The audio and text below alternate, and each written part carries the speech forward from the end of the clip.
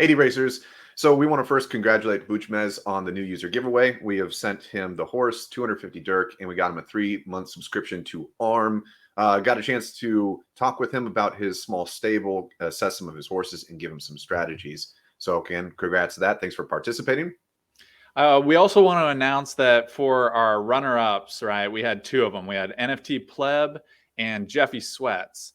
You guys are going to be given a chance to have 30 days free with ARM. So make sure that you hit us up when you guys get a horse. If you haven't already, hit us up. We'll give you 30 days free using ARM, get you started, give a little bit of advice as well, and just kind of make sure that everyone gets a chance to run. Right on. Now, with this, we had a lot of conversations. So by engaging so many people that are new to the space and just everything that we do, we hear a lot of questions and we take looks at people's horses. And seriously, there's a lot of mistakes that a lot of people make very early when they're trying to discover their horses. And so today, what we really wanted to do was to focus on like a couple major topics that it's just rinse, cycle, repeat for everybody. And it's just like, so that's what we want to talk about today.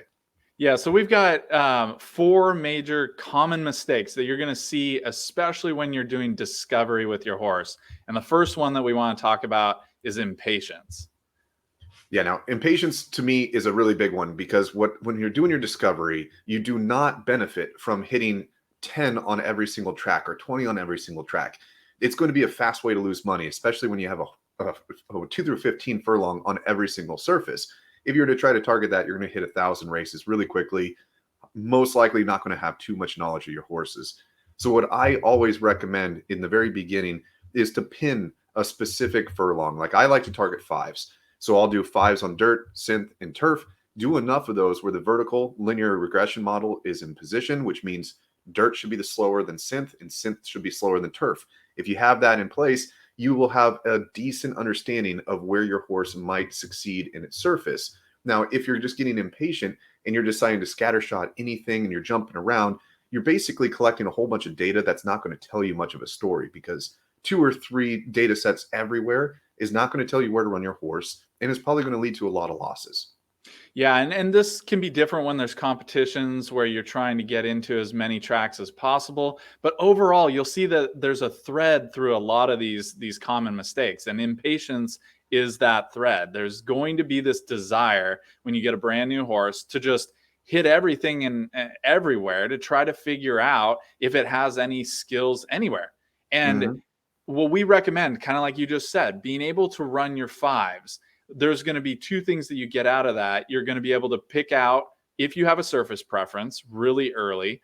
And with 5s, you'll be able to determine if you have a short range horse. Can it run in the short range? Now, for me in particular, I like running 5s, 10s, 15s, be able to add not only the surface preference, but also the ability to see if it runs better in the mid or in the long range. But again, the point is you should not be hitting 42 different tracks and trying to get any particular number. And that actually brings us to the second big issue, which is a fixation on the quantity of races.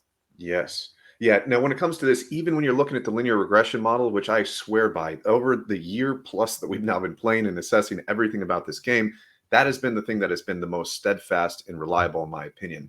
And so it is not 10, 20, 30, 50.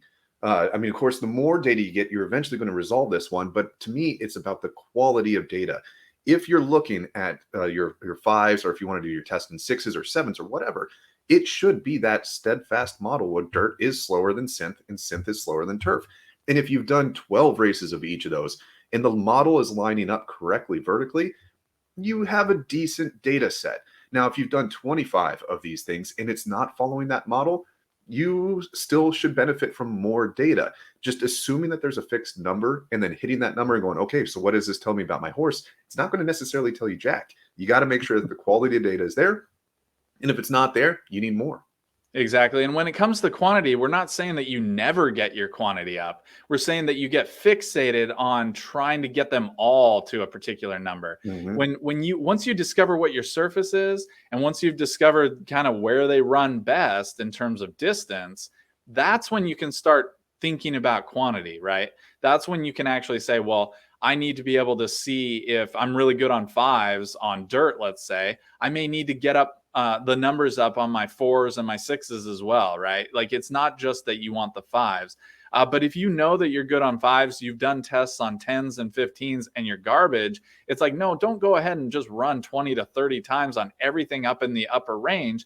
You're going to want to focus on the quantity around the thing that you know is good. Mm-hmm. Now, another big problem that we see, and I'll admit I do this all the time, right, is you decide that you've figured out maybe where you're good at, or kind of where you're good at, and you're like, oh, I want those numbers to get up so fast. I need to start paying attention to how much I'm spending, right? I will start hitting 2s and 3s randomly just to try to get my numbers up. And again, this is back to that impatience issue. Being able to focus on only spending 1 DERC and get the numbers where you need it to discover where they're good. Do not hit your 2s and 3s. I'm sure you're about to say it, but when it comes to those 2s and 3s, you've got way tougher competition. Mm-hmm. This is something else that I was going to say with ARM. So it's beneficial to have something like ARM where you could say, I just want to do 1 DERC while I wait this out. And then you don't have to worry about when you show up at the screen, you look at it and there's only a 5, that's a 3 DERC. And you're like, well, I need a 5, so I'm going to go into it. When you're doing this, every horse has an unpredictable cycle where they're going to have a good run, bad run. It's going to be randomized. So if you throw your bad run in during a 3 DERC race, that really sucks. It wrecks your PPR. It's going to look disheartening when you're looking at your stats and you see that this horse is just doing nothing but losses. Timing when to swing your DERC values is a key element to increasing your PPR or your profit per race. So when you're trying to figure out where to race this horse, one of the safest things that you can do is to keep your DERC value constant. Because if you're going to keep it at 2s, totally fine. If you're willing to do your discovery in 2s or 3s, totally fine. But I would recommend locking it until you know what's happening with your horse, because otherwise you're going to be changing your competition you're going up against. You're going to be really swinging what your value is of this horse. So keeping something fixed, it's beneficial where you could say, I just want to do 1 DERCs, go away, come back a week later, see what your stats are looking like, and then you're going to have a much better data to review. Yeah, that's a really good point about being able to fixate on a particular DERC value. It doesn't have to be 1s. You may want to spend 2s or 3s. That's fine. Just know that your competition is going to be different. And that actually brings us to the 4th common mistake, which is another form of bouncing, right? Or impatience. And that is getting a little too curious about equipment too early. Yep. There's 9 pieces of equipment that will boost your horse's speeds. And I've seen way too many horses in the lower ranks that will show up in a race and they only have 1 item. Like, that's insane to me. 4 items is equally insane. There's 9. And if you're not the top of your bracket, that means that those horses in the 1 through 25, if somebody is a 25 level horse with 9 pieces of equipment and you have a level 10 or level, hopefully not less, with only 2 or 3 items, you're going to get smoked. Like, there's a small chance that you're going to win, but it's really, really small. So if you don't have all 9 pieces of equipment, you're screwing yourself. Like, don't do it. Yeah. And like, if you're going in really early with a bunch of low grade gear, that's also a bad idea. So before you jump into the equipment, you should be aware of what equipment is. We have lots of videos out on this. DeRace has materials out on this. Just don't be dumb and jump into something unequipped. Don't be dumb. That's our word of advice here. When it comes to mistakes, just don't do them, right? The other thing I would add here is, and again, this is a thread that's through all these common mistakes.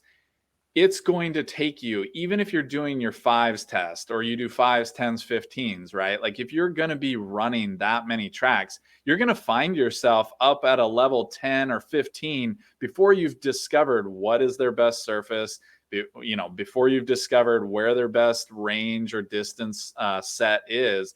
So don't run equipment when you're sub 15 levels. You don't know anything about your horse. You're literally just pulling a slot machine and hoping for the best.